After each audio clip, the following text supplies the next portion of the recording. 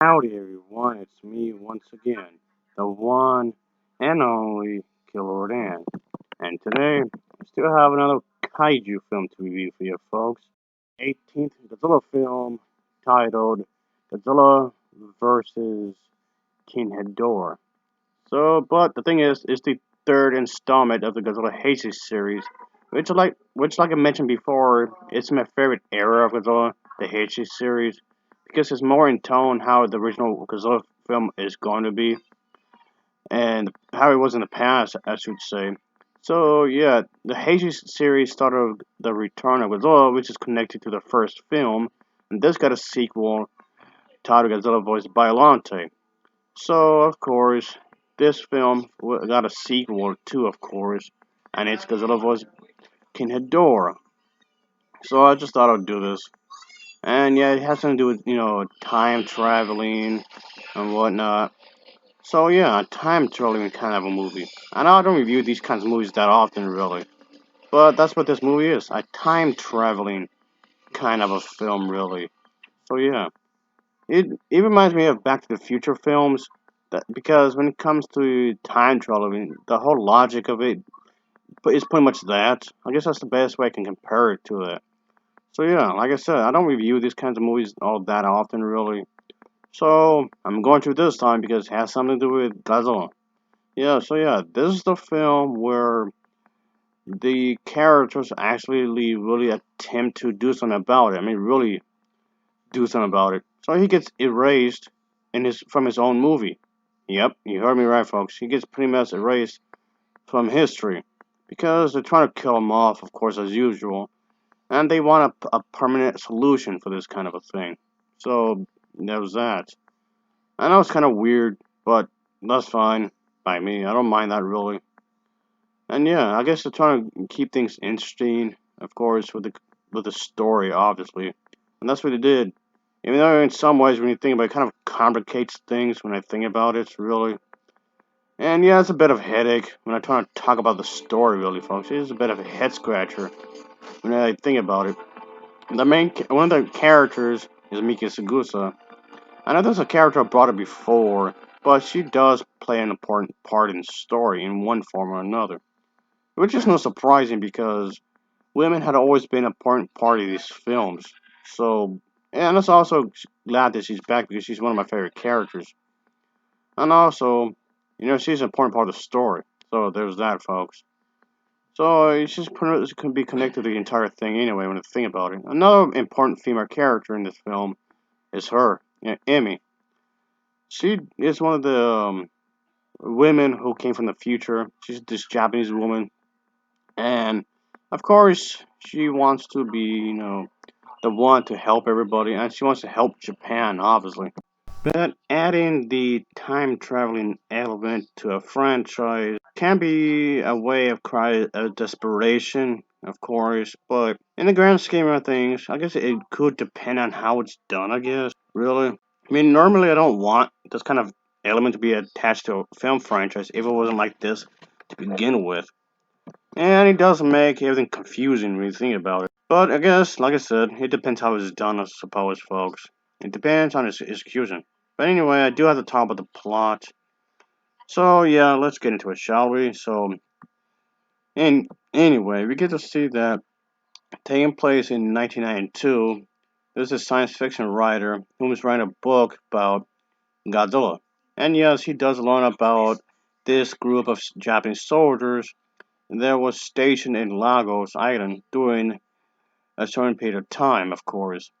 And yes, this is not just some random fun fact of the story. This will actually amount to something in the grand scheme of things.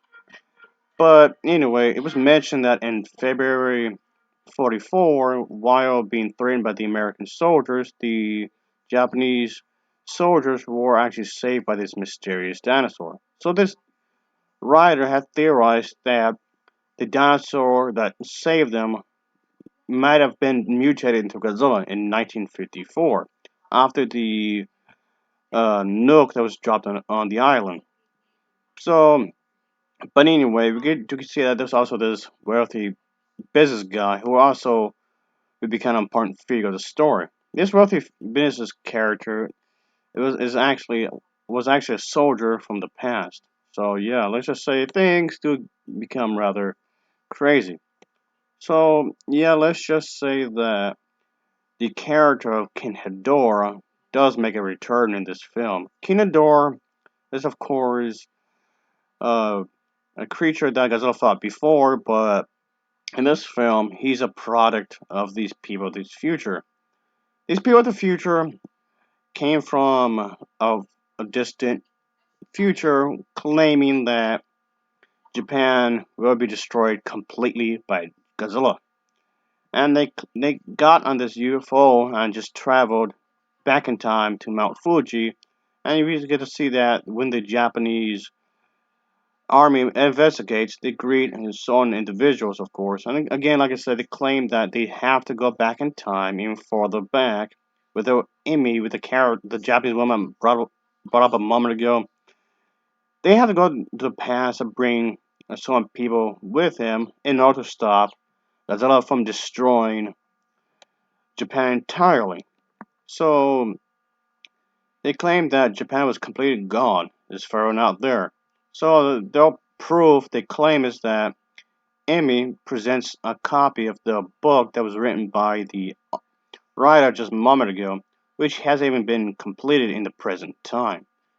So we get to see the character Miki Sagusa, of course, the one female character I brought up a moment ago, and along with a professor and the writer, to do aboard this thing, this kind of UFO kind of a thing. They have to travel back to 1954 to Lagos Island.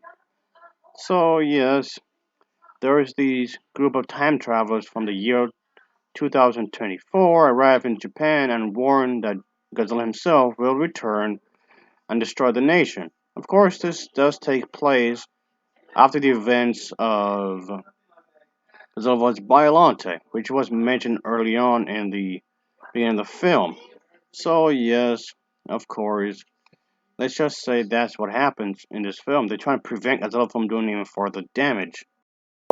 Logos Island is important, folks, in this film. And yeah, the whole time travel thing makes the entire film pretty damn confusing. So yeah, they do the whole time traveling bit, of course. In 1944, before the you get the mutant and whatever, those are the American soldiers that were fighting the Japanese in that place. And one of the soldiers from Japan is this guy right here, and he does give thanks to the dinosaur for giving up his life. And but of course, the people from the future, of course, replace the body. But the whole business person I brought up earlier is this guy. Yeah, it's the same character as this guy, folks. Like I was saying, he will become an important part of the story, and I like that. It's all connected in a way. So anyway, the character of Amy, she intentionally left the Dorats in this place, which was intentional. I guess the people, her friends, mustn't know this ahead of time because they turned into King Ghidorah afterwards. Yeah, of course, they go back into present time, and they were aware of what they did, but after a good while, she does become suspicious of their true intentions, because she's starting to act rather fishy. Because of the fact that the whole bit where they say they're going to try to protect Japan and protect Godzilla, and make sure Godzilla is out and protect Japan, that turned out to be a lie. So she gets upset, of course. Yeah, and here's a little bit I feel like they could have done here, folks. This was definitely, at this part of the story, I feel like this was definitely a missed opportunity. Because, she is in fact Japanese, and the fact that she's Japanese is mentioned in the film. And, of course, she was manipulating this kind of a thing. And, because, she's Japanese, she wants to help her homeland, but she realizes her homeland is fucked. Because they knew that Godzilla would have stopped him. But they know that the only way they can prevent Godzilla from trying to stop them is prevent him from getting born, from getting created, and getting mutated or whatnot. So they had to erase him from history to prevent him from preventing them from doing what they want. So what she could have done, Amy, the character I'm talking about, the Japanese woman, Amy, could have gone further back in time, far enough to during World War II, or maybe a tad before that, could have given the information that she knows uh, now to them then, and pretty much trying to give them more of an advantage. I know winning midway does seem much of a stretch, but it could at least could have helped to prepare them to, I guess, win the battle. I know it's the whole bit where of Pearl Harbor, of course. Those that gonna be. She could have done something with that as well. So give them the information that the Japanese should attack the carriers right away, a lot sooner rather than later. I know having Japan win the battle, does seem highly unlikely, but it doesn't seem impossible. In an alternate timeline, let's just say that Japan did win the war. The alternative timeline that I would have chosen for the film, Japan could have ended up winning and forcing America to sign some sort of papers and whatnot, like a treaty sort of thing. And Japan would have taken all over Asia and severely weakened China. But the thing is, it would have gotten much worse as well because communist Russia, the dictator, would have taken all over Eastern Europe and pretty much all over Europe when you think about it, really. So yeah, it would have made everything much worse. America couldn't really help Japan. They would have been too weak anyway to begin with. I don't think Japan would have really asked to anyway. Yeah, the entire world would be in a dark place pretty much because you either be ruled over the Imperial Japan or Communist Russia. So yeah, things were not looking all too bright.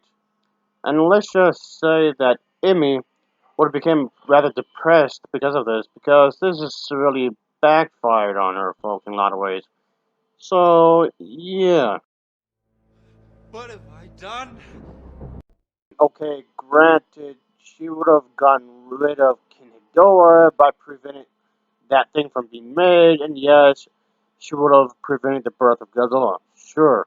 And yes, okay, she would have prevented them, these two assholes right here, from doing what they wanted to do to Japan, sure.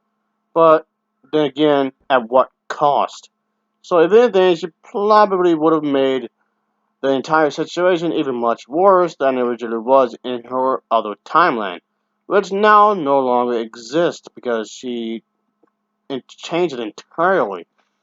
Which also means if she wants to, fix up everything, again will have to go back in time. Of time traveling, I know the video game Life is Strange is very similar to what I'm talking about, but still tweaked up. But just for the sake of video, let's just keep it in terms of the Back to the Future trilogy, because this movie does come out very similar to that anyway. So yeah, she would have to go back in time, attempting to avoid meeting that version of herself. Maybe she could taser herself or something, steal some plans from her old self, and prevent herself from helping the Japanese from winning or whatever. And yeah, I'm just trying to basically set everything back to the normal timeline. Again, this is going off on how I would have done it if I directed it. One tweak just pretty much changed everything when you think about it. But point being, the timeline would have been just be placed back to normal, how it normally was in the beginning. So, yeah. I guess that would also mean the other things I just mentioned would have happened, like Godzilla came back, I guess. And yet everything goes back to the normal timeline like it was originally. So, but the thing is that, folks, in the actual movie, however, in the actual movie, things, meddling too much in the past and changing too many things was actually mentioned when I think about it, so be careful what you do. And yes, of course, in the actual film, Godzilla does return anyway. He does come back to life. Yes, in the film, Godzilla does return. He's reborn, so to speak, replacing the older version of Godzilla. So this Godzilla replaces the old one, and he's back and much more powerful than he was before. And yes, he's a threat to humanity. So instead of being a threat by having two empires, it's Godzilla. So yeah. Looks like she just can't catch a break at all. So the entire world is at risk of this guy. Yeah, destroying everything. Holy hell, folks. But she can't catch a break. Yeah, like I was saying, the character of Mikisugusa, she does play an important role in the story as well. Which I did like, I was saying before, folks. Yeah, these characters, these female characters, in one way or another, will play an important part in these films. So this movie does, of course, continue that tradition of things in this film. So I have to give the film some credit with that, even though I can say this film is extremely confusing. And don't get me wrong, I'm not trying to say this movie's bad or anything. I really liked it. You see, yeah, the bad guys right here, they also have a hunch that Godzilla will eventually return. So you think they would have taken extra precautions on preventing that, even if they sent the Dorats and left them there in that one place to be turned into King Ghidorah. Even despite that, they still felt that there was a good chance that Godzilla was going to return anyway. So you think they would have taken some extra precautions to, prevent that kind of a thing. So yeah, like I said, in some bits of the story, it's a bit of head scratcher. It's a great movie, I know, I really liked it, but the whole time travel aspect just makes it really confusing. I don't know where the UN is in all this, but okay, whatever movie. But yeah, overall, this was a pretty good film. I didn't mind the time traveling aspect really, even though I do think it kind of makes the entire thing a bit of a clusterfuck. But anyway, even people who actually enjoy this film had admitted they had to watch this film more than once to actually get more of a grasp at it. Yeah, the whole time traveling thing isn't anything new, really. They've done this kind of a thing with other movies as well. We're having characters bouncing around from time period to time period for whatever reason, sure. But anyway, and of course, there's the whole time traveling theories and whatnot. Anyway, the acting for this film, for the most part, I can say the acting was actually really good. I do like the acting in here, folks. So I can honestly say that the music as well. The music really does help out as well because the music does give you a sense of adventure and whatnot. I know this is technically going on the sci-fi route, really, with the whole time traveling bit. So in that sense, it does come off like a time traveling kind of thing. I didn't mind the Dorats. I didn't mind the origin story for King Ghidorah being told differently in this one. So I mean, this series of films was supposed to be starting over, and this film, in a sense, is kind of starting over in a way, I guess. Or you could always argue that, and it's in a sense doing that. Sort of. Kind of. But anyway, there's a good story to be told here, folks. I do like the characters. They are definitely well written. And obviously, I'm reviewing the Japanese version, of course, which I want to stick by with, obviously. So there's that. For what it's worth, I guess I can say the special effects are actually pretty good. It does have a much bigger budget compared to some of the other films that came out before, so I guess I can't really complain on that really. The special effects in this film were nicely done, while still keeping the traditional filmmaking, which honestly I do miss. The destruction scenes were well choreographed, and despite the fact that the production values in this film might not be all that high. So there's that. The design of the UFO, or whatever you want to call it, in the film they call it the mothership. The mothership is actually nicely done. And seeing King Ghidorah dead right in the beginning of the film is actually pretty creepy in a way. So I did like the music that was playing right at the beginning of the film, giving you a certain tone, a certain type of atmosphere. And the human characters in this film actually amount to something. Their actions, what they do, their personalities, their backstories actually amount to something to the overall story. They're not just side pieces for the monsters. What's going on with the monsters and what's going on with the humans actually all connected and they're intertwined in one way or another. So that's the type of good storytelling I'm talking about in these films. It's actually really nice that these films would actually have really good storytelling, even though in this one it's a bit of a head scratcher. As for the design for Godzilla himself and King Ghidorah, both monsters actually look rather nice. I do like the look of these monsters. They do look fierce. They do look like very animalistic, and of course they're gonna be very strong in this one. Of course, we're gonna see lots of destruction scenes, of course, throughout the entire movie. Lots of stuff getting destroyed, lots of stuff blowing up, which did become a thing for these movies. Of course, we're gonna see some destruction, of course, and whatnot. And for the Dorats, I actually didn't mind the Dorats in this film really. I know that might be an issue for some people because they might look too cutesy or whatever, but personally, I didn't mind it really. And as for the dinosaur, it's theorized it could have been Godzilla, maybe, and there's a chance could, would, should, and yes, the film does play into that, and it could have been him or whatever. So I do like the fact that the human characters do have their own lives, of course. And just one day, it was just interrupted with this mess, and of course, it was never the same again. Their lives are forever changed. So yeah, it can never go back to once it was before, at all. And I like that. I like the fact that it gets very dramatic. It comes off like a drama in some ways. I guess that's one of the best ways to call this. It's a drama, but I don't mind that really. I like the future look that the mothership has. It has a very future look to it, of course. So I guess, in other words, I can say is that this film does a good job trying to bring lots of action. And yes, boy, oh boy, folks, there's plenty of action to be had here, folks. So in some ways, it does come out like an action kind of a thing. And yes, there's the whole like robot guy you see right in the back of her.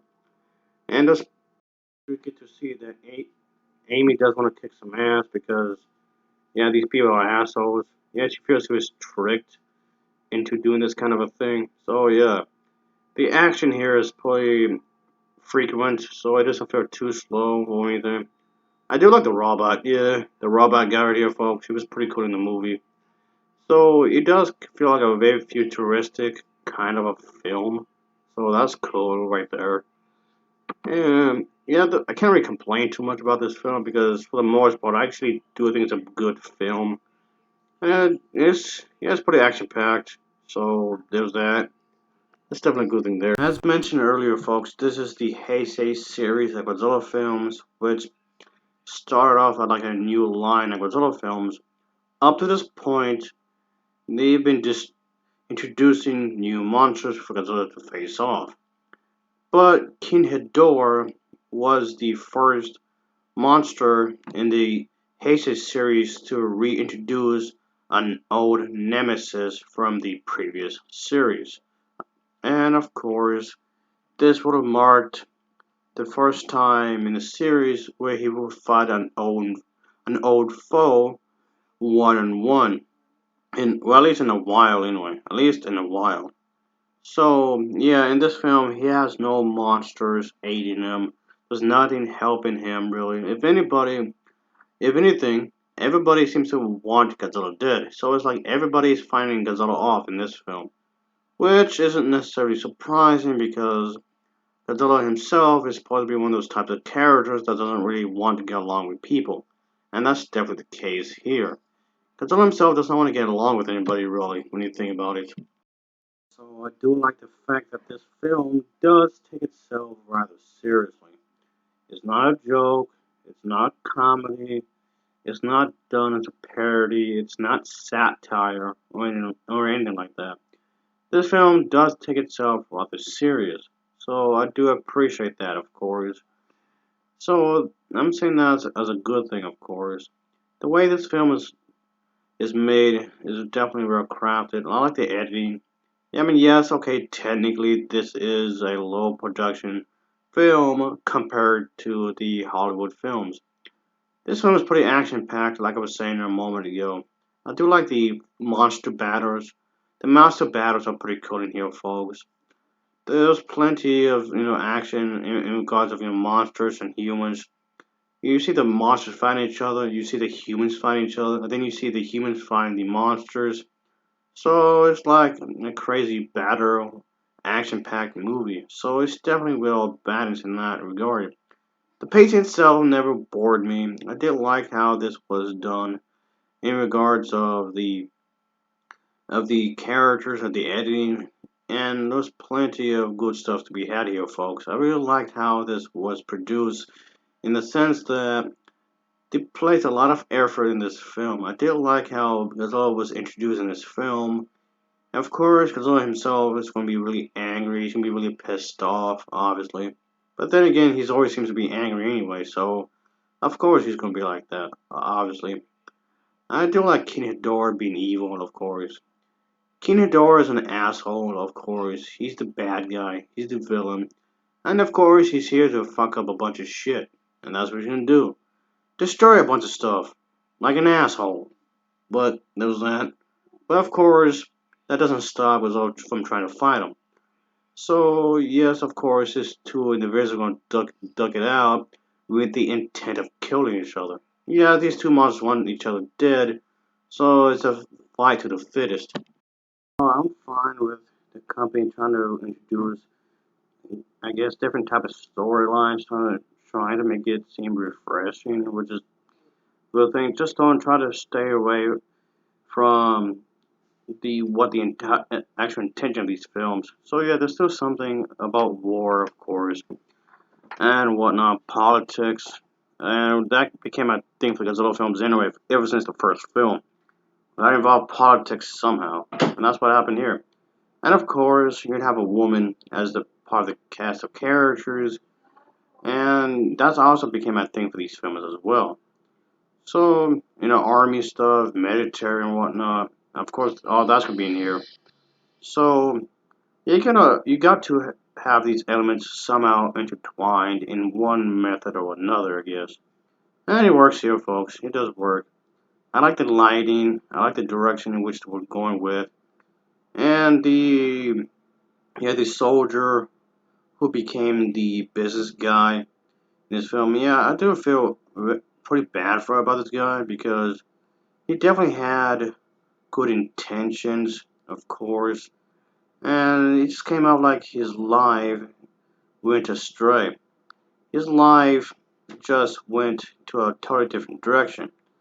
So the very monster that's destroying the city was the very monster that the very dinosaur that was on that island. So yeah, it's pretty crazy in that regard, of course.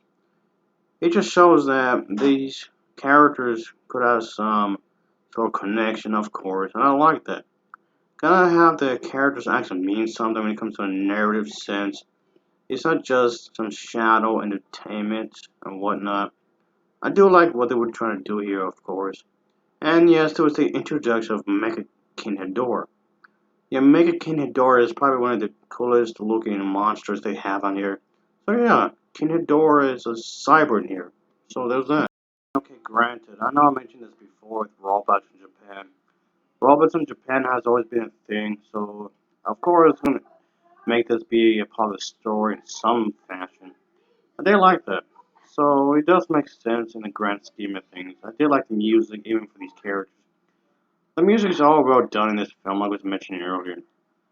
The music does help to create some sort of, dramatic feel for the entire thing. So if you're somebody that's into time traveling kind of movies, then I would highly suggest checking this film out because that's basically what this is, a time traveling kind of a film. So I do believe that this was a real main film in regards to acting, the production, and yeah, sadly she passed away. So yeah, folks, I'll give this film an overall rating of a 7.5 out of 10. It's a 7.5 out of 10 for me. As always, thanks for watching and take care. Until next time, see ya. Oh yeah, and she will definitely be missed.